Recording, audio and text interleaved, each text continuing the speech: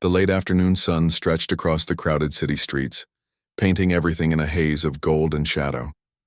People hurried by with the same rhythm they always did. Phones in hand, eyes fixed on their destinations, hearts closed off to the world around them. In the noise of car horns, footsteps, and muffled conversations, no one noticed the girl at first. She was just another body lying on the edge of the sidewalk, pale, motionless, forgotten. A few people slowed, gave her a glance, and then walked faster. A pair of businessmen muttered, "Another one." Probably drugs. Shaking their heads with practiced indifference, a woman tugged her child closer, avoiding the sight as though tragedy was contagious. Life moved on as if the girl wasn't even there. To them, she was invisible, but someone noticed. At the corner, a boy no older than 10 froze in his tracks. His name was Malik. He wasn't anyone important, not to this city. Just another child people overlooked. A kid in a hoodie far too big for his small frame, sneakers worn thin at the edges. He carried a half-empty juice box in one hand and a lopsided backpack slung carelessly over his shoulder. But when he saw her, he stopped. Something about the stillness of her body, the color drained from her face, pulled him closer. His heart thudded painfully in his chest. People always told him not to get involved, not to stick his nose where it didn't belong. Most kids his age would have walked past, maybe even run away. But Malik's feet moved toward her. He crouched beside the girl. Up close, she looked even younger than he thought, maybe 13, with tangled blonde hair across her cheek and lips nearly colorless. Her chest rose faintly, shallow, uneven. Malik swallowed hard, panic rising in his small chest. He remembered something he'd once seen on TV, maybe in a show, maybe in a school presentation. Tilt the head back. Check if she's breathing. His small hands trembled, but he tried. "Don't quit," he whispered under his breath, voice breaking. "Just breathe." Around them, life carried on. A couple of teenagers laughed as they walked by, throwing careless glances his way. One muttered, "Not worth it, man." Others didn't even look. To the crowd, she was just another lost soul. But to Malik, in that moment, she was the only soul that mattered. Malik's knees pressed against the rough pavement as he stayed beside the girl. His hoodie sleeve slipped over his small hands, but he didn't notice. All he saw was her chest rising and falling in short, uneven gasps. The sight terrified him. What if she stopped completely? What if she died right here in front of him? While everyone else kept walking, the thought sent a shiver down his spine. He'd never seen someone this close to death before. His friends at school sometimes boasted about scary things they'd seen in their neighborhoods, but none of that felt real compared to this. This wasn't a story. This was happening now. "Hey, are you okay?" he asked softly, even though he knew she couldn't answer. His voice cracked.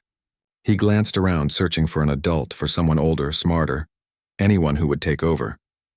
But no one stopped. People glanced, frowned, shook their heads, and carried on. Malik's stomach knotted. That same message he'd heard his whole life echoed in his head. Mind your business, kid. On these streets, people didn't get involved. Trouble came quick, and those who stepped into it often paid the price. But when he looked at the girl's pale face, Malik felt something heavier than fear. What if this was his sister? What if someone he loved lay on the ground and strangers just walked by? Wouldn't he beg for someone, anyone, to help? He didn't even realize his juice box had slipped from his fingers, rolling across the sidewalk. All that mattered now was the girl. He leaned close, tilting her head back again the way he remembered from TV. Her airway opened slightly. She made a faint sound like a weak sigh and then went still again. It was barely anything, but to Malik it was hope. His eyes darted to the cracked phone lying near her hand. The screen glowed faintly, spiderweb cracks across its surface. A notification pulsed on the lock screen. "Missed call, Dad." Malik froze. His breath caught in his throat. "Dad?" For a moment, he just stared at it, his thoughts tumbling. Was this her father? Should he call? What if it was a mistake? What if whoever answered thought he had done something to her? He imagined the angry voices he'd heard too many times before. "What are you doing there? Are you trying to steal something? Are you lying?" People didn't believe kids like him. A small black boy on the street with a stranger's phone? They'd assume the worst. He glanced at the crowd again. 2 men in suits passed by, barely sparing him a look. A woman carrying groceries muttered something under her breath about kids these days. Not one person slowed to help. Malik's hand shook as he reached for the phone. It felt cold, heavier than it should. His reflection stared back at him in the shattered glass. He wiped his sweaty palm against his hoodie, swallowed hard, and pressed the call button. The dial tone rang in his ear. Each beep made his heart pound faster. He almost hung up. He almost tossed the phone back and ran. But then the line clicked and a deep voice answered. Hello? The single word carried weight, controlled, powerful, the kind of voice that belonged to someone used to being obeyed. Malik's throat went dry. He struggled to find his words. Sir, your daughter. She's on the ground. She's not waking up. Silence followed. Not empty silence, but sharp, heavy silence. Malik imagined the man on the other end narrowing his eyes, doubting him. Who is this? The voice demanded. Malik gripped the phone tighter, his knuckles white. His words stumbled out. Please, she's not breathing right. I don't want anything, I promise.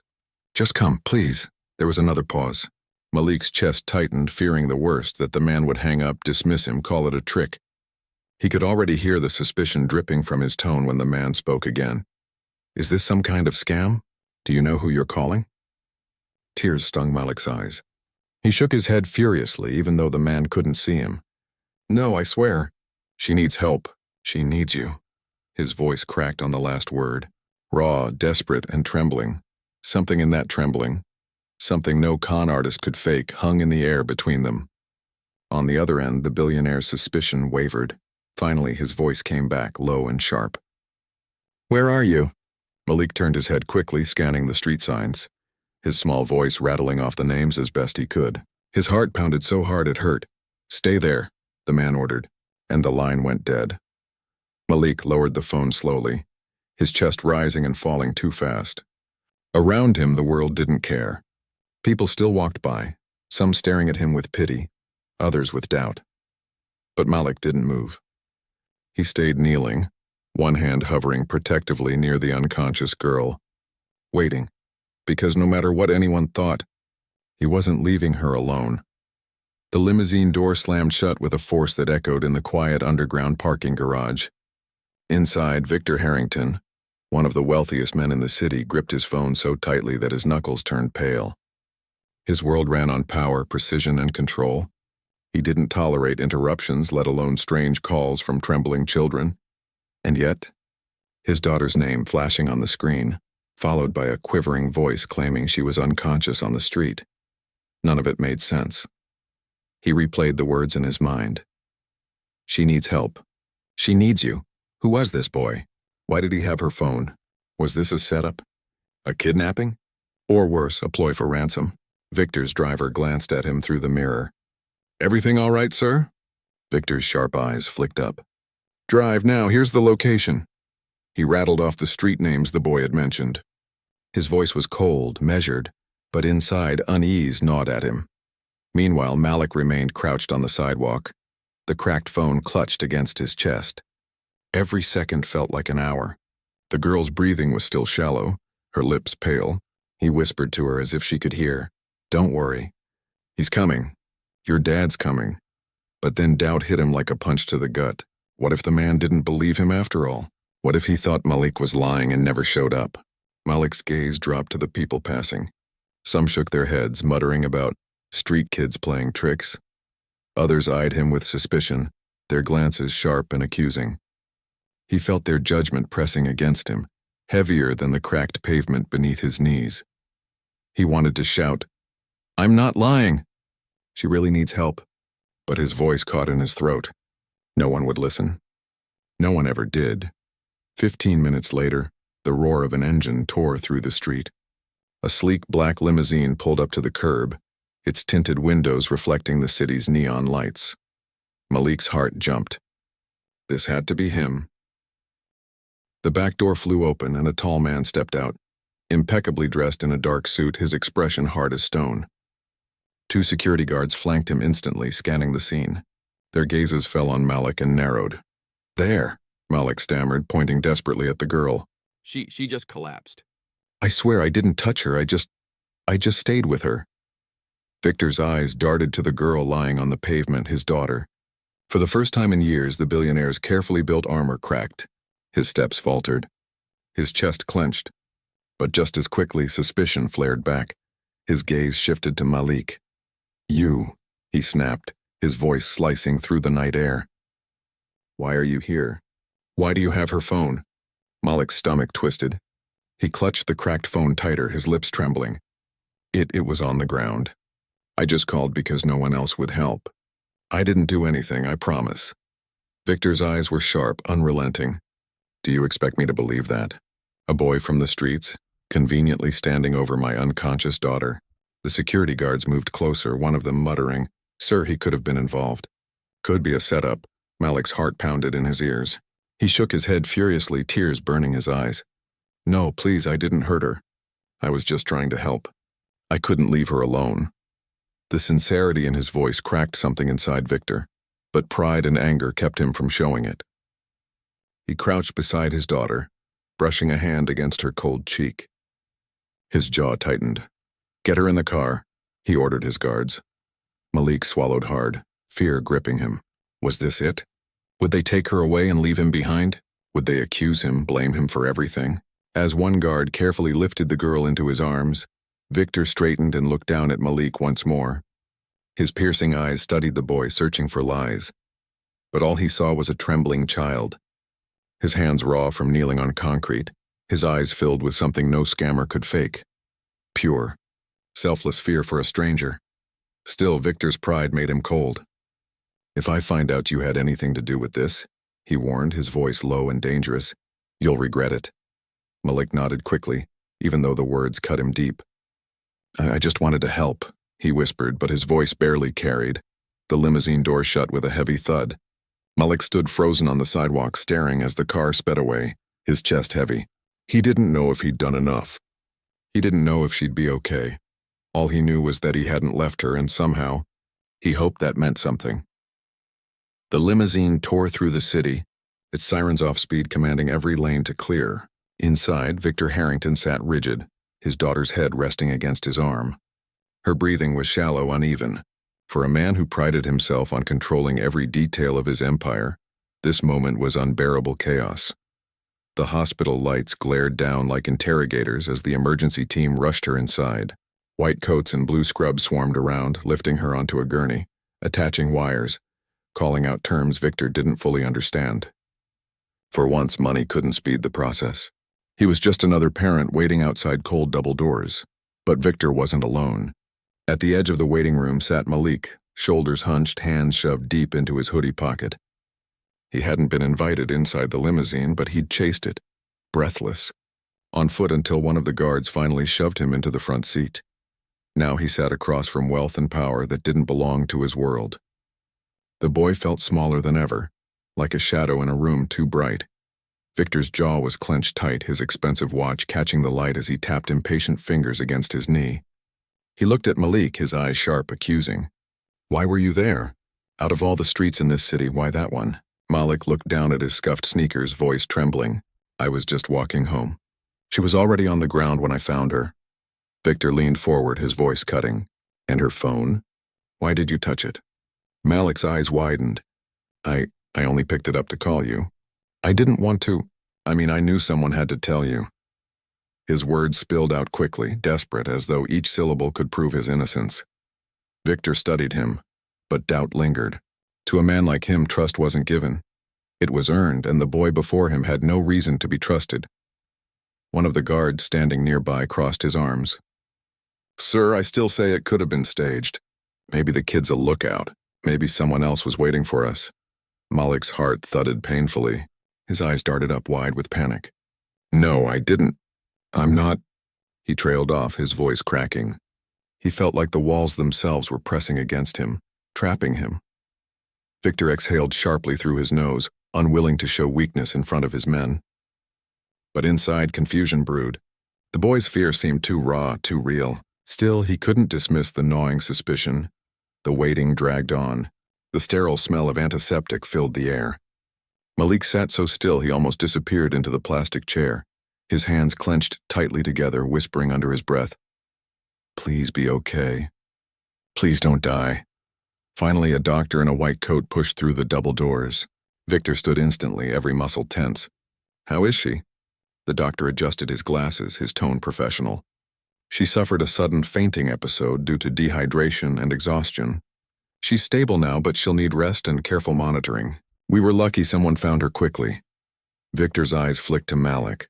For a moment, the billionaire's mask slipped. Gratitude flickered, brief, reluctant. But just as quickly, it hardened again. He turned back to the doctor. I want her moved to a private suite immediately. No one enters without my permission. As arrangements were made, Malik stayed rooted in his chair, unsure if he was free to leave, or if leaving would make him look guilty. He wanted to disappear, to vanish back into the city where no one would question him. But a quiet ache inside told him to stay. Victor approached slowly, his towering presence making Malik shrink back. He spoke low, each word deliberate. You may have saved her life. Or you may be hiding something. I haven't decided yet. Malik swallowed hard, his small voice breaking through. I swear, sir, I didn't want anything. I just couldn't walk away. For a long moment, Victor said nothing. His gaze lingered on the boy, torn between pride's suspicion and a father's reluctant recognition of courage. Finally, he turned away. We'll see. Malik exhaled shakily, his chest heavy. He had stayed. He had tried. But standing under the weight of doubt from the most powerful man he'd ever seen, he wondered if trying was ever enough. Victor Harrington paced the polished marble floor of the hospital's private suite. His daughter lay resting inside an IV drip attached to her arm. The steady beep of the monitor was the only sound that offered him relief. She was alive, safe, for now, but his mind wasn't calm. It circled back again and again to the small boy sitting quietly outside the room. Victor's empire had been built on suspicion, never trusting a deal, never accepting anything at face value. He'd clawed his way to power by assuming everyone wanted something. Everyone had an angle. And now this boy, this stranger, had placed himself in the center of Victor's most fragile fear, his daughter. He turned sharply, striding out into the hallway. Malik sat slumped in the chair, his hoodie too big for his small frame, his sneakers worn at the edges. His hands fiddled nervously with the strings of his hoodie, but when Victor's shadow fell over him, he stilled instantly. Stand up, Victor ordered. Malik scrambled to his feet, his wide eyes flickering up at the towering man before him. Victor's voice was low but searing. Tell me again. Every detail. From the moment you saw her to the moment I arrived. Malik swallowed, his throat dry. I was walking home from the corner store. I saw her fall. She hit the ground and no one stopped. I just knelt down, tried to check if she was breathing. Then I saw her phone. I called you. That's it. That's all. Victor's eyes searched him like a judge weighing guilt. And why? Why would you bother? Most people walked past her, didn't they? Malik hesitated, then whispered, because it was the right thing to do. The simplicity of the answer caught Victor off guard. For a second, he almost scoffed. In his world, no one did things simply because it was right. They wanted money, power, access. Always something. He stepped closer, his presence overwhelming. You expect me to believe you risked suspicion, risked everything just for a stranger? Malik's chest rose and fell quickly, his hands clenching at his sides. His voice cracked, but the words came out strong. I don't care if you believe me. I couldn't leave her there. If it was me or my little sister, I'd hope someone would stop. Even just one person. Victor's jaw tightened. That flicker of truth in the boy's voice was disarming, uncomfortable. He wasn't used to people speaking to him without calculation, without fear. Yet here was this boy, trembling but unshaken, standing his ground. One of the guards stepped forward, frowning. Sir, do you want me to escort him out? He served his purpose. Victor didn't answer immediately. He studied Malik again. Really studied him. The raw honesty in his eyes, the exhaustion in his small frame, the quiet courage that had carried him here. Not yet, Victor said finally. His voice was sharp but less certain than before. Malik blinked, unsure if that meant mercy or another test. He lowered his gaze, whispering, I didn't want anything. I just wanted her to be okay. The words lingered in the hallway like smoke, impossible to ignore. Victor turned away abruptly, but inside, something unsettled stirred. He had spent years surrounded by men who faked loyalty, partners who faked honesty, allies who faked friendship. Yet this boy who had nothing, offered the one thing Victor rarely encountered. Something real. Still, pride kept him silent. He couldn't admit it, not yet. Instead, he said coldly, We'll see if your story holds. Malik sat back down, shoulders heavy. He didn't know if the billionaire would ever believe him, but deep in his heart he knew the truth didn't need permission. He had done the right thing, and sometimes that had to be enough. But somewhere behind the steel wall of Victor Harrington's pride, a crack had formed. A small one, a dangerous one, and through it, light was beginning to seep. The hours crawled by inside the cold, humming corridors of the hospital. Malik sat quietly in the corner of the waiting room, his small legs swinging nervously above the tile floor. He had stopped trying to catch the eyes of the people around him. Their whispers were sharp enough to hear without looking. That's the billionaire's daughter, right? And that boy. He's the one who called it in. Doesn't look like much. Each word pricked Malik's chest, but he stayed put. He wasn't there for them. He was there because he couldn't leave until he knew she was okay. Inside the private room, Victor Harrington sat rigidly in a chair pulled close to the hospital bed. His polished shoes tapped against the floor in restless rhythm. He wasn't used to waiting. In his world, time bent for him. Yet here he was, powerless, chained by every beep of the heart monitor. Then at last it happened. A small movement. Fingers twitching against the white sheet. A faint groan, weak but alive. Victor was on his feet instantly. "Emily?" His voice cracked, unfamiliar even to himself. Her eyelids fluttered. Slowly, shakily, she opened her eyes, blinking against the harsh hospital light. Her lips parted. "Dad?" Relief surged through him like a wave. He leaned close, clutching her hand as though he might lose her again if he let go. "I'm here. You're safe. You're going to be okay." But Emily's gaze wandered. Her eyes searched the room, confused, and then they landed on the doorway, where Malik now stood silently, unsure if he was even allowed to watch. Her lips trembled, and her voice came out faint but clear. "You had stayed," Victor frowned. "Emily, what do you mean?" Her eyes flicked between her father and Malik. "He was there, Dad, when no one else stopped. He helped me breathe." The words struck Victor harder than he expected. His throat tightened. For a moment he looked at Malik not as a stranger, not as a threat, but through his daughter's eyes.